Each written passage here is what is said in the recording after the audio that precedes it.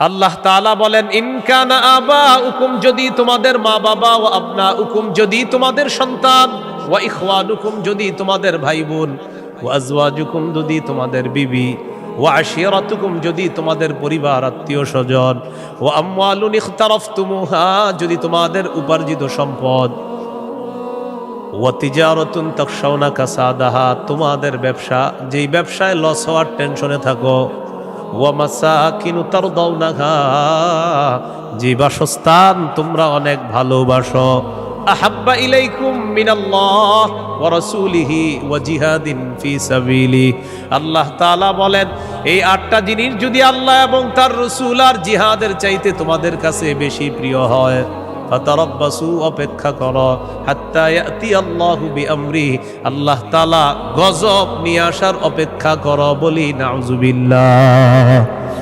কি শিখলাম? এই 8 জিনিসের প্রতি আমাদের মহব্বত আছে বেশি। আল্লাহ বলেন, এইগুলা যদি আল্লাহর চেয়ে বেশি মহব্বতের হয়, নবীর চেয়ে বেশি মহব্বতের হয়, জিহাদের চেয়ে বেশি মহব্বতের হয়, তাহলে গজবের অপেক্ষা থাকো। তাহলে কি শিখলাম? এই 8 জিনিসের চাইতে আল্লাহকে বেশি ভালোবাসা, রসুলকে বেশি ভালোবাসতে হবে। আল্লাহ তৌফিক দান করে।